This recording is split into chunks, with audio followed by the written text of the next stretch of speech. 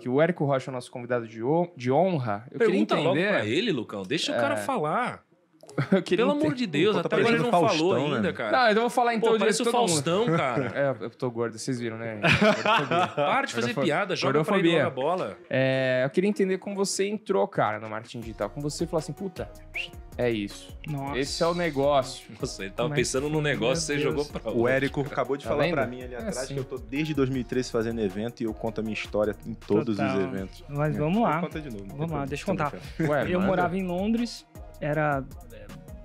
trabalhava para banco de investimento, era um contractor para banco de investimento, a mesa de precificação de título de dívida pública, que a sua galera deve saber de cor e salteado o que é isso, né? Título de dívida pública europeu, inclusive os mortgage-based bonds, aqueles que explodiram em 2008, inclusive era uma das mesas que faziam, os caras tinham que calcular o preço daquela parada. E aí eu trabalhava numa empresa que desenvolvia, não era bom desenvolvedor, mas eu fui lá pra Alemanha, trabalhava na Alemanha, cara. Era um emprego que tinha, que minha esposa tinha ido pra lá, na época namorada. E na Alemanha tem muito alemão. E os caras nascem tudo loiro, né? Aí eu falei, porra, se eu não for pra lá, eu vou perder a namorada. Os caras não podiam não. Os caras fortes, né? Eu falei, isso não vai dar certo, né? Eu vou ter que Mínimo de montar- 1,80 m, Vou ter que montar uma dupla sertaneja, uma hora ou outra. Mas enfim, essa era... E aí, apesar de eu não ser um bom programador, eu sabia programar e era 2001. Cara, Caramba, alguém aí velho. nasceu depois de 2001? Não, pelo amor de Deus. Então tá, não, só checando. Na minha empresa tem um monte. Né? A galera que não sabe o que é Gremlin, não sabe o que é Você Decide, não sabe quem matou o Odete Reutemann, aquela coisa. Nossa, enfim. E aí, cara, eu fui pra lá e arrumei esse emprego, mas eu queria sair desse emprego de desenvolvedor, porque eu errava os códigos, tinha que passar muito tempo consertando e tal. E ela fazia software pra banco. E eu falei, cara, vou ver se eu fiquei entre uma interface entre o trader e o desenvolvedor. Porque o trader fala uma coisa, o desenvolvedor entende outra, outra coisa é programada e tá todo mundo puto, bravo. E por muito tempo eu fiz isso.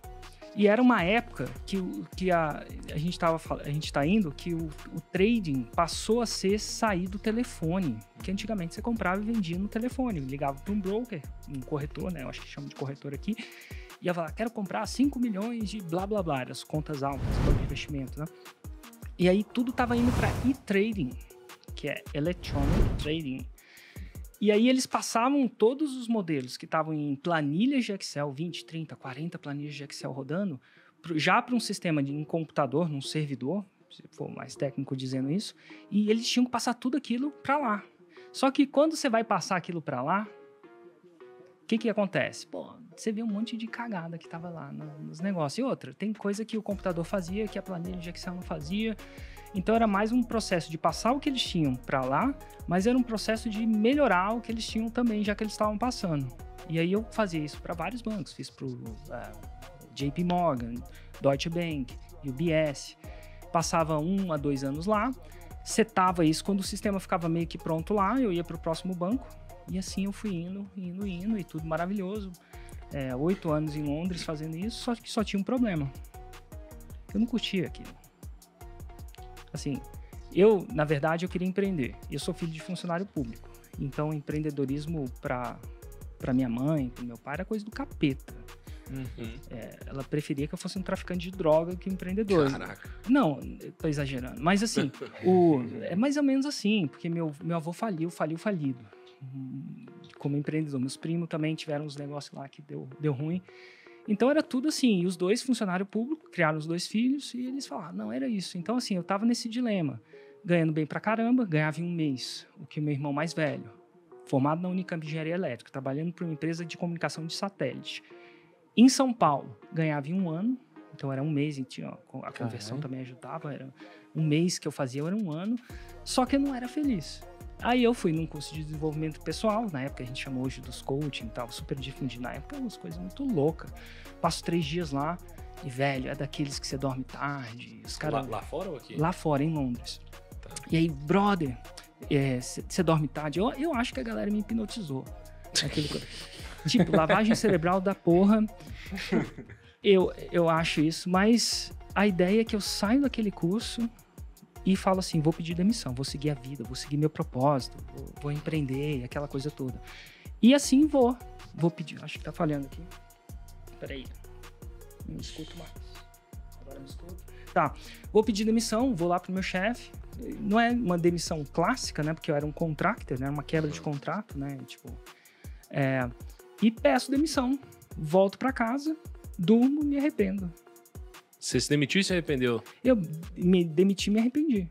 Porque eu não demiti porque eu tinha a fórmula, porque eu tinha uma ideia de negócio. Eu demiti porque eu fui na parada lá e achei que eu tinha que seguir. O cara do curso falava, você tem que jogar o chapéu do outro lado do muro e dar um jeito de pegar. Tipo assim, você tem que queimar a ponte. Foi a primeira vez que eu queimar a ponte, queimar empolgadão. os braços. Empolgadaço, cara. Cara, tem muito isso Pilhado, nesses eventos, brother. né, cara? E aí eu pedi demissão, me arrependi. Volto pro meu chefe, Adrian. Isso é o quê? 2010? Cara, 2009, acho. Aqui depois de um tempo, a gente tá falando mais ou menos isso. 2009, mais ou menos. Foi 2000 e...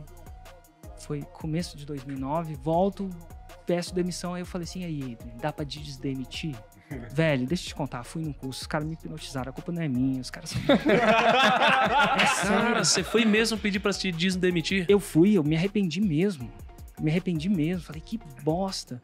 Aí o Adrian, eu lembro do Adrian falando assim, Érico, você não dá pra... Eu falei, cara, não é possível, de um dia pro outro eu sou um bosta. Tipo, eu não falei isso, mas eu achei que ele ia me pegar de volta. Não, Érico, o jeito que você pediu demissão não funciona, brother. Você saiu, pediu demissão, contou pra todo mundo do departamento, ou pra muita gente do departamento que você ia seguir seu sonho, que é aquela coisa toda, que isso aqui não é vida, não sei se é a palavra certa.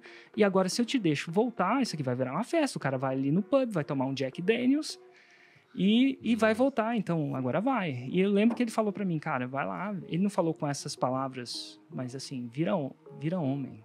Tipo assim, fez a decisão, vai. E eu volto pra minha casa, falei assim, então, Juliana, agora a gente já morava junto, ainda namorada, então, lembra aquele curso que eu falei que era caro? Que era o curso de desenvolvimento pessoal.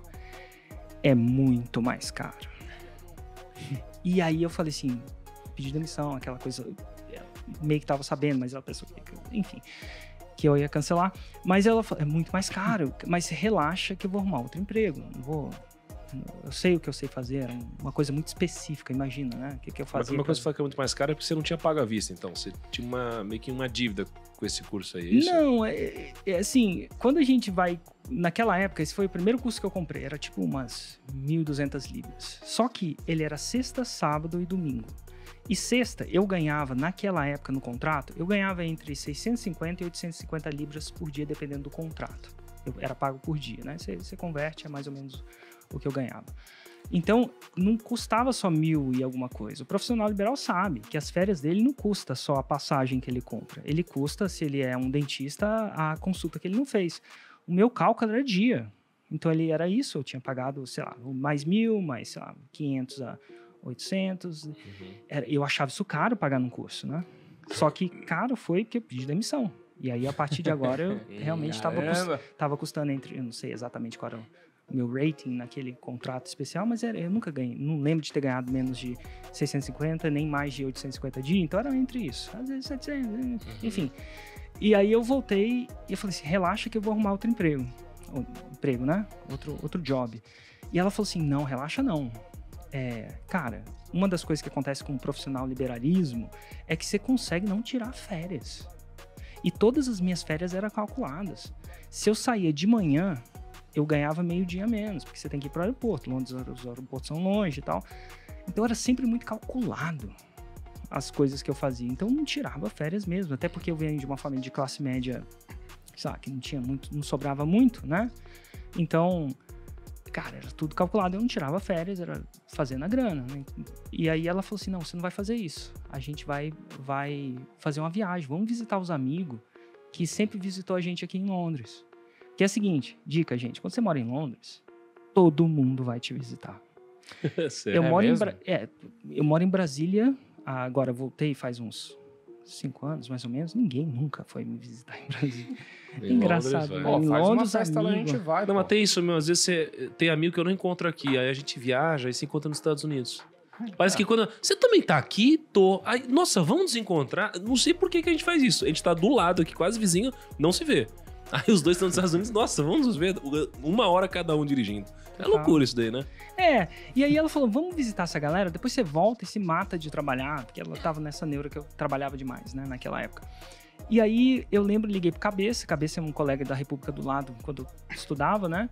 Assim, Cabeça estava morando em Lausanne, perdão, fazendo um MBA lá numa escola boladona. Eu falei assim, Cabeça, vou te visitar. O Cabeça tinha ido me visitar, eu vou visitar ele. Pego um avião, subo no avião. E aí, nesse avião, eu falo assim, vou parar 3 meses e depois vou procurar emprego, job, essas paradas todas. No avião tem uma... Eu falei, cara, e se eu lançar alguma coisa nesses 3 meses, eu não preciso voltar pro banco? Mas onde você tirou isso daí de lançar? Cara, não no sentido de lançar tecnicamente 3 CPL. Tá. Se eu empreender, se eu criar um negócio, é que lançar tá muito na minha cabeça, Sim. Se eu começar um negócio e esse negócio for lucrativo, eu não preciso voltar para o banco. Então, essa é a minha oportunidade. Então, do tempo que eu subi naquele avião, que eu tive esse insight, que eu desci em Lausanne, tudo que eu queria fazer, o que eu vou lançar? O que eu vou abrir? O que eu vou lançar? O que eu vou abrir? O que eu vou fazer? O tempo inteiro eu tava pensando nisso. E a Juliana achando que eu ia tirar férias, né? Enfim. Uhum. E aí foi que... eu acho que a gente foi para Lausanne, depois a gente foi para Barcelona, na casa de um cara que chama Kim, que era uma ex-amiga dela, tinha visitado a gente em Londres, fomos para Barcelona e lá eu tive uma ideia. O que acontecia? Em Londres, no mercado imobiliário, todos os leilões de imóveis eram organizados, simples. Cara, Londres é uma parada, tem umas paradas que é muito massa lá. Por exemplo, uma coisa, não sei se vocês sabem, quando você compra um imóvel em Londres, não importa o imóvel, os cartórios foram centralizados numa coisa que chama Land Registry. Então, é aberto essa base de dados. Então, se você vai lá e digita o imóvel, você vai saber desde 2007, quando isso virou quem comprou o imóvel, quanto ele foi vendido. É aberto isso. Então, é tudo centralizado. Não tem um cartório, outro cartório, primo rico, sei lá. Se você é dono do seu imóvel e eu tenho um endereço, eu posso saber quem é o dono, quanto você pagou, aquela coisa toda. Legal. E leilão de imóvel era assim também. Então, era tudo centralizado. E não era centralizado, nesse caso, não pelo governo. Um cara começou a ler todos os jornais que eram publicados oficialmente, porque você vai fazer um leilão de imóvel, pela lei você tem que publicar, você não pode fazer um leilão de imóvel só para você, né? Se o imóvel foi leilão, você fala pro Juvenal, tá aí, meu imóvel é muito massa e tal. Só que no Brasil era assim. No Brasil, os imóveis da Caixa, os caras divulgavam, a lei falava, no meio de alta circulação, é isso que a lei falava. Mas ninguém definia na lei o que é alta. Então, o leiloeiro, às vezes, só para cumprir tabela, ele divulgava no jornal mais barato. E aí, os leilões de imóveis era uma coisa de louco, né? E aí, eu ganhava. Por que leilão de imóveis? Eu ganhava meu dinheiro lá. Lá, eu falei assim, cara, eu quero parar de trabalhar. Óbvio, não era aquilo que eu queria fazer pro resto da vida e tal. E eu queria comprar imóvel em leilão. Por quê? Abaixo do valor de mercado. Completamente embaraçado. Mas... eu tava no mercado financeiro, desembaraçar as paradas não era um problema para mim. Quando tinha gente morando no imóvel, tinha problemas jurídicos, essas coisas todas. Então você podia comprar um imóvel que você ia, enfim. Aí isso refletia na precificação do imóvel, aquela coisa toda. Ficou mais embaraçado, eventualmente mais barato. Então a gente ia para imóvel ocupado mesmo. Então, enfim. Só que aí, nessa compra de imóveis, eu já tinha falado pro meu irmão Hugo Rocha, que meu irmão, ele é 7 anos mais jovem, estava saindo da faculdade, falou assim, cara, vamos comprar imóvel no Brasil, porque eu vou fazer meu dinheiro ir mais longe, aquela coisa toda. Só que a gente tinha que assinar 25 milhões de jornais, porque cada jornal era. Se você quiser saber, naquela época, quando um imóvel for leilão nesse prédio, como é que você vai saber? É tudo descentralizado, eu vou criar a base de dados de leilões de imóveis do Brasil. E aí eu vou fazer igual...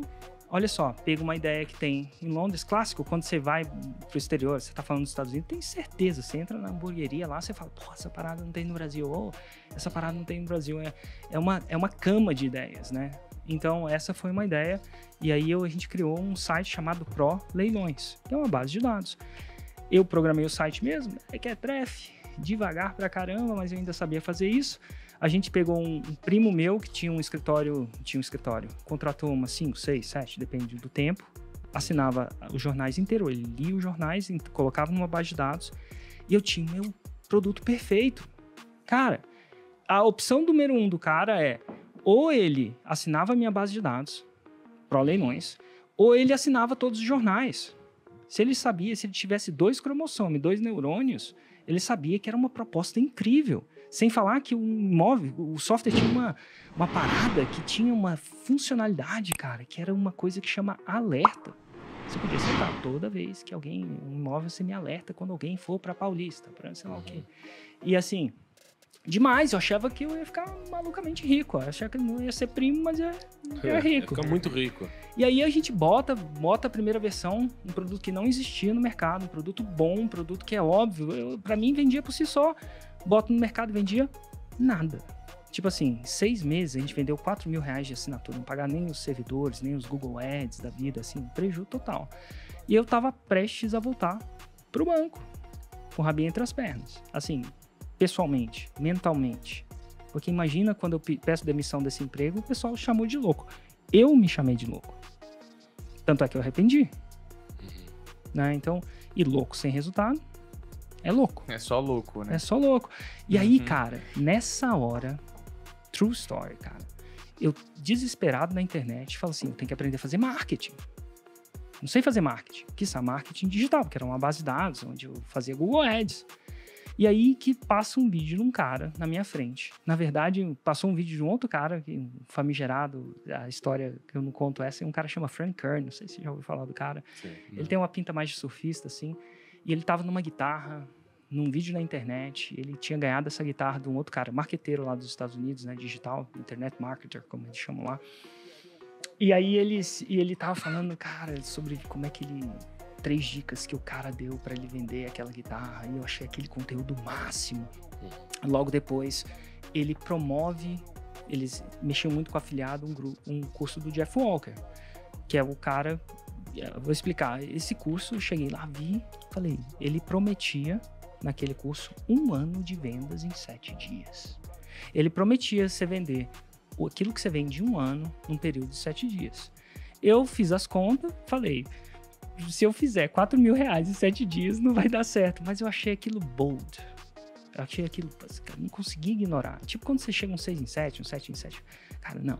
Esse cara é um picareta, mas deixa eu ver que ele é um picareta mesmo, porque agora eu vou ver. Vou ver até o final pra provar que esse cara tá falando besteira, né? Eu vou provar. Eu quero ver se esse cara picareta. Cara, pô, eu fui lá. Só que eu entrei no CPL, conteúdo de pré-lançamento do cara, vídeo 1.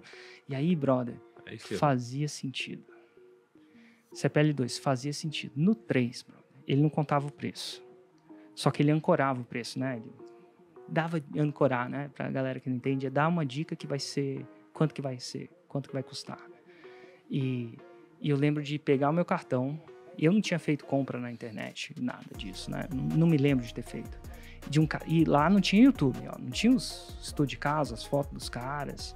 A mídia social era completa. Não tinha comentário no CPL. Nossa, era tipo muito mais... Comentário foi uma inovação que veio 1 ano depois, que as pessoas começaram a lançar usando a estrutura do WordPress com blog com comentário. Não tinha comentário. Não tinha comentário. Era um vídeo mal feito, mas que, cara, falava umas paradas que eu não conseguia ignorar. E no final eu falei assim, se for $10.000 eu pago. E aí, cara, abriu o carrinho, né? Começou a venda. Quem não sabe, $5.000 à vista. E tinha que aplicar. Não sei se é igual o Equity Plus, né? Tem que aplicar, não é todo mundo que era escolhido. Aprovado, né? Passei o cartão. A Juliana falou, Érico, você tá maluco. Tipo... Cara, só um PS, um parênteses. Sim. E nesse momento, cara, você pegar uma decisão meio maluca, né? Dessas que a gente toma na nossa vida e ter que explicar pra esposa, marido, família, amigo, justificar, é muito difícil, né? Você tá comprando um curso de um cara também de 5... Você tá pagando R$5.000. É uma objeção difícil, né? Assim, dólares. Eu vou $5.000. Eu vou intensificar porque, mano, era tipo 2010, 2009, né? Você falou? 2009. Cara, imagina 2009 que era internet. A internet, naquela época, eu acho que todo mundo que tentava fazer qualquer coisa na internet era julgado. Não assim, tinha internet. A nossa cultura popular da conversa segunda-feira Tinha era Facebook. Pânico na TV. Gente, Era o que o acontecia no Facebook, Pânico no domingo, a gente conversava na O segunda. Facebook não era popular no Brasil em 2009. Nossa, um dos meus maiores arrependimentos, né, naquela época, não ter aberto um canal do YouTube. Nossa, foda, Se você soubesse que eu sei hoje de conteúdo, do que aquilo ia virar, né? A gente tava brincando, tá falando com o Juvenal, ele tava falando que ele viu os primórdios, ele viu o lançamento do ProLeilões, quando eu vendi o ProLeilões, não era nem eu, o expert era o Hugo. Caramba. Então, assim, e aí hoje a gente entra aqui e vê um grupo com... Não, tem um fundo de investimento ali do lado do banheiro. Não sei quantos trilhões de dólares. Pô, Não, mas aí você foi lá e falou, vou passar o cartão, $5.000. 5 mil dólares, passei.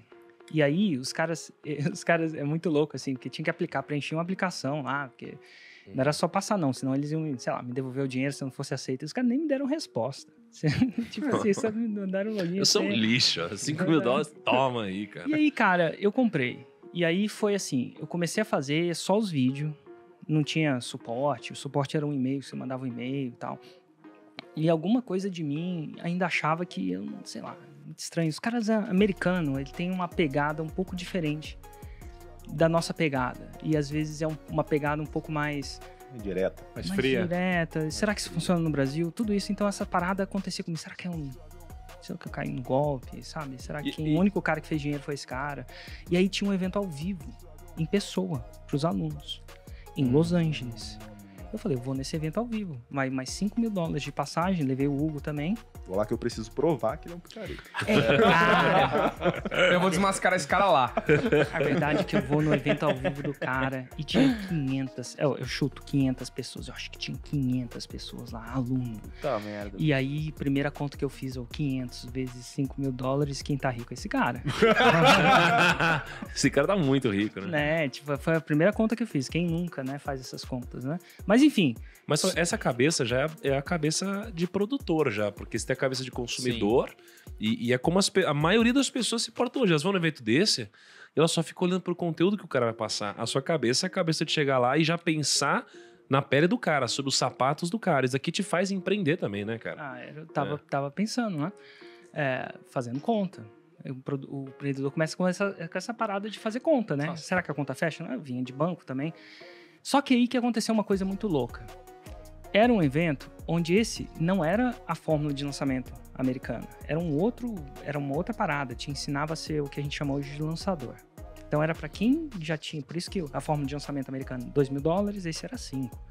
Então era um outro produto, só que a fórmula de lançamento não estava vendendo, tava então, fechando. peraí, então assim, você tinha... esse que você comprou não era para você lançar um produto, era para você lançar outras pessoas, né? Esse é o produto que você tinha ido nesse evento. Exatamente, porque o produto de lançar um produto não estava vendendo. Eu comprei o que estava passando na minha frente e que a copy me pegou.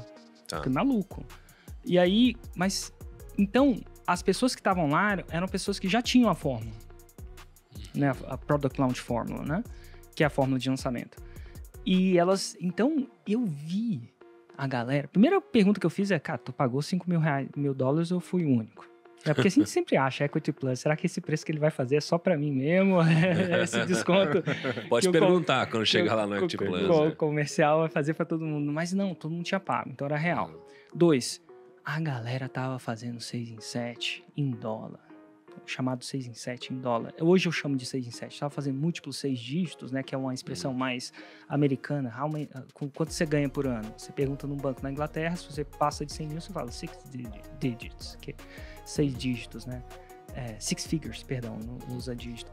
Mas enfim, então um cara 6 figures, é um cara 6 figures. Eu não tinha essa ideia do 6 em 7 ainda, tá? Isso veio um pouco depois. Mas elas estavam fazendo, inclusive... Aconteceu o efeito New York, que eu chamo de New York, tá inclusive num dos livros, acho que é do Robert Cialdini, que ele fala assim, às vezes ele fala daquela música, New York, do Frank Sinatra, if you can make it there, you can make it anywhere. Nova York é uma cidade dura. Se você tem sucesso em Nova York, você tem sucesso em qualquer lugar. Mas eu usava esse efeito porque eu vi uma senhorinha lá, até hoje, e ela tinha feito múltiplos 6 dígitos em dólar, uns nichos muito louco. E eu falei, se essa senhorinha fez, eu faço. E isso acendeu alguma coisa na minha mente que tornou o 6 em 7 para mim, o sucesso para mim, uma coisa inevitável. Porque eu vi a senhorinha. E eu vi que eu achava que eu tinha uma capacidade... Eu me comparei com a senhorinha. Eu achava que, cara, eu não tinha filho. Eu achava que eu era... Vai parecer uma pessoa egocêntrica. Eu achava que era mais esperto. Achava que entendia as coisas, sabe? Às vezes você sabe... Não quero desmerecer, não. Mas às vezes você vê que é uma pessoa mais humilde, mais simples. E eu tava vindo, assim, desse mercado. Falei, não, eu vou fazer. A gente volta do evento. Esse evento foi em...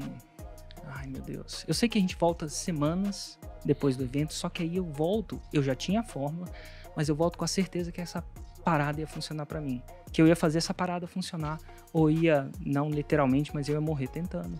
Porque não, se depois de ver aquela senhorinha, não conseguia ver isso não funcionando no Brasil. E aí eu volto e lanço. Foi mais ou menos em fevereiro. Eu lembro de marcar o 23 de março de 2010. Porque eu sei que essa parada é 2009. Porque esse 2010 foi muito massa. Porque a gente relança o site do Problemões e ele vem de R$170 mil em 7 dias. O dólar, na época, tava 1 e pouco. Era 6 dígitos em dólar também. Eu fiquei abismado. Porque você não tá acostumado a ver um negócio desse entrando tão rápido, né? Nem eu, nem meu gateway de pagamento. Ele achou que eu tava com gateway de pagamento, banco, assim, seguinte, o cara nunca faz dinheiro, começa a fazer dinheiro muito rápido, parece fraude, eles morrem de medo de fraude, né? Tipo, porque senão dá zica. Eles cancelaram muitos desses caras.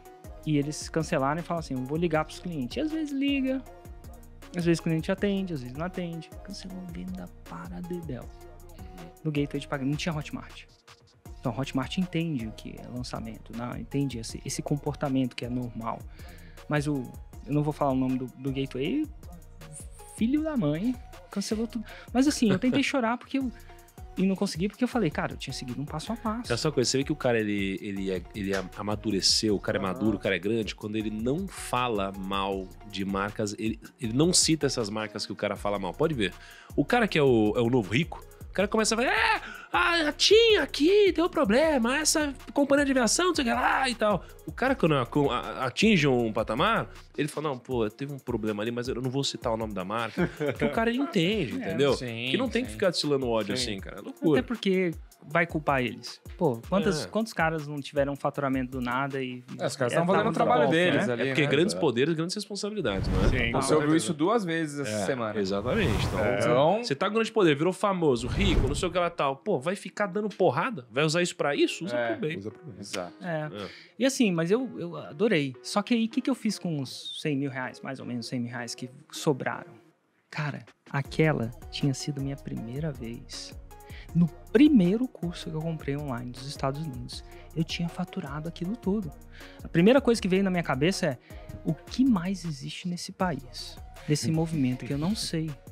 E o idiota, hoje eu vejo o idiota, talvez não sei a palavra, uma pessoa imatura, ó.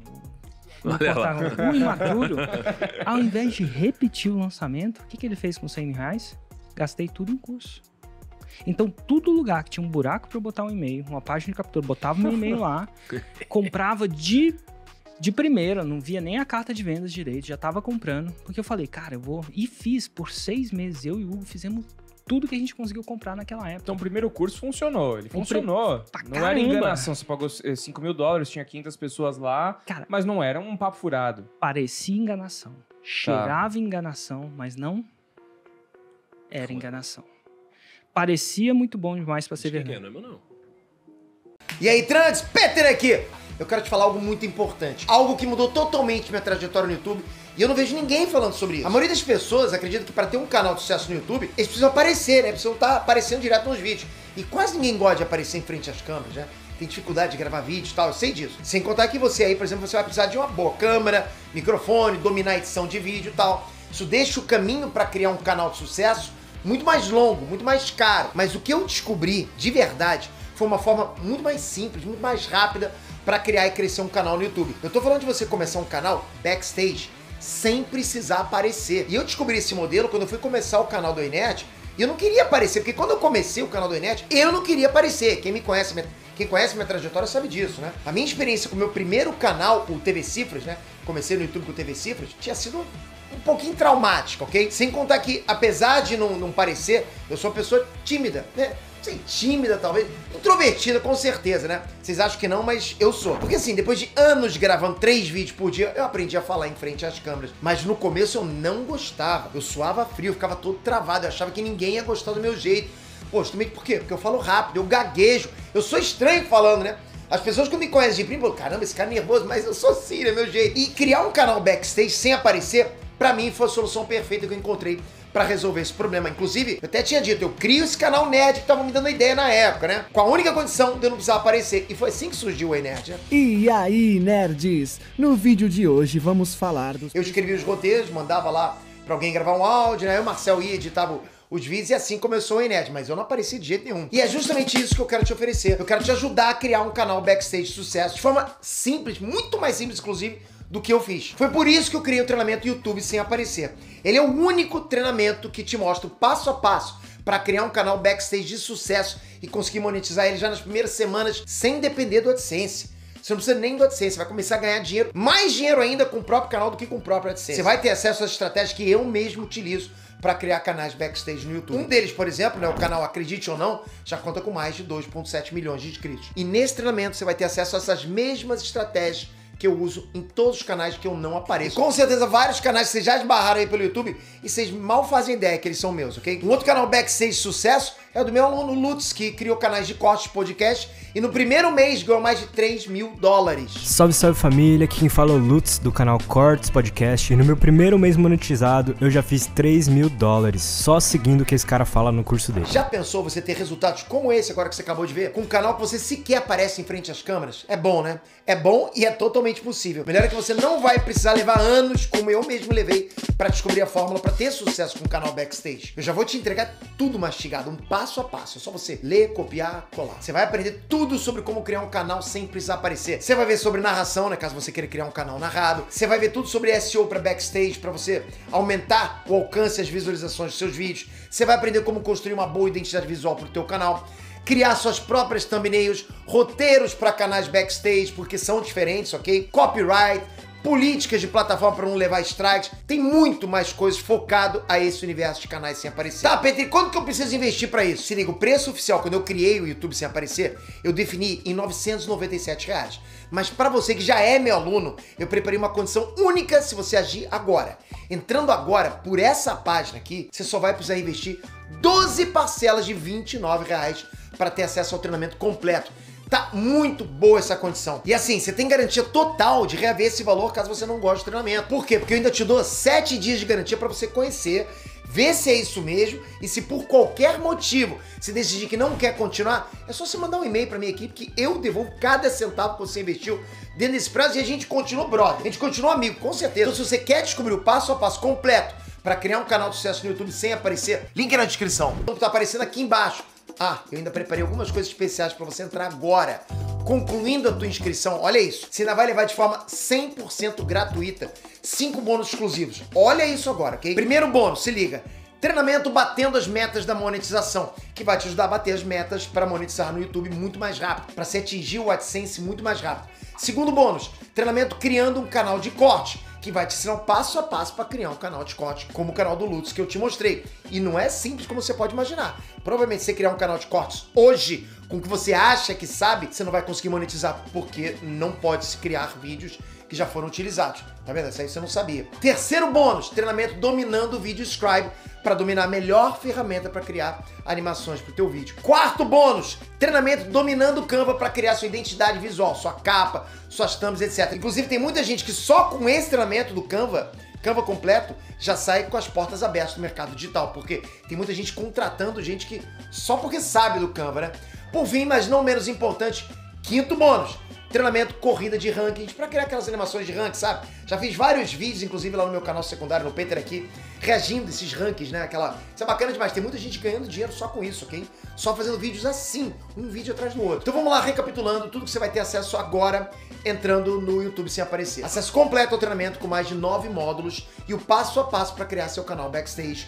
Os treinamentos batendo a meta da monetização, criando um canal de corte, dominando o Video Scribe, dominando o Canva e corrida de ranking. 7 dias de garantia e você não paga R$997, mas só 12 parcelas de R$29 ou R$297 à vista. Não perde essa chance, ok? Tá esperando o quê? Link na descrição. Tá aparecendo aqui embaixo para você começar hoje a criar teu canal sem aparecer no YouTube. Tô te esperando lá. Beleza, R$5 mil funcionou o curso do cara. Dólares, faz desculpa. diferença. Eu penso em reais, eu não sei quanto se você não trabalha no fundo de investimento lá no Primo Rico, não, mas faz muita diferença. É que o Lucas tem muito dinheiro, nem perdeu a conta já.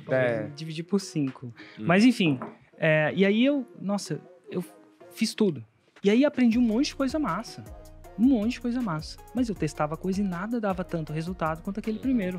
Eu volto 6 meses depois e falei assim, cara, a gente acertou no primeiro. Tipo, como se tivesse acertado na primeira namorada. Só que você não sabia se aquela era a melhor namorada, você acabou namorando mais. Mas, não, aquela era a melhor. E aí a gente volta e começa a lançar. E aí faz mais 1 ou 2 lançamentos, agora ainda lidando com gateway de pagamento, falando essas coisas com gateway de pagamento. Vai muita gente, o servidor vai cair. E aí caía. Porque eles falam, não, a gente aguenta tudo, mas eles não aguentavam tudo tão simultaneamente. Coisas que os gateways de pagamento começaram a entender isso um pouco mais pra frente, né? Porque é tudo pingado ali, não tinha picos de venda, a não sei que fosse uma Black Friday que nem existia na época, né? Eu acho. Mas enfim, volto, cara, e aí a gente começa. Foi, acho, mais ou menos R$450 mil no primeiro ano, 2.500.000 no segundo ano. Eu falei, bom, beleza. É isso. Fechou. Você vendia basicamente o site de leilão. Um site de leilão, a base de dados. Eventualmente depois a gente abriu mais leque, mais curso, um curso de como você aprender a comprar baixo valor do mercado de leilão. Também rolou muito disso. E aí, só que aí, o que aconteceu? Eu saí de Londres, eu tava de saco cheio do inverno. Só um pé, você tava vendendo para o pessoal de lá ou vendendo para brasileiro? Brasileiro. Tá bom. Só brasileiro. Dele, né? Porque lá já tinha, né? Já tinha a base de dados, né? A gente criou essa base de dados aqui. Que hoje em dia acabou se tornando um produto obsoleto com a vida da internet, que tudo foi pra internet, né? Então saiu do papel, foi pra internet, então no fringir dos ovos, a base de dados ficou obsoleta. Mas tem um ensinamento aí, sabia? Mas o custo de leilão... Que eles olharam pra demanda e hoje as pessoas criam o primeiro produto, pô. É verdade. Ele olhou pro problema, falou, tem um problema aqui, vou resolver ele e criar um produto. Ele pegou uma coisa que já era validado em outro lugar, que todo mundo usava, e falou assim, lá ninguém usa esse negócio. É um dos maiores erros da minha caixinha de perguntas. Você faz caixinha de perguntas de vez em quando? Às vezes e aí o cara chega e me pergunta, Érico, qual o nicho que dá mais dinheiro? Érico, tenho esse produto de nail design, isso vende. Então sempre a pergunta é o produto, o nicho. E eu acho que mudar essa pergunta faz total diferença. Porque é o seguinte, esse mercado está saturado, tudo visando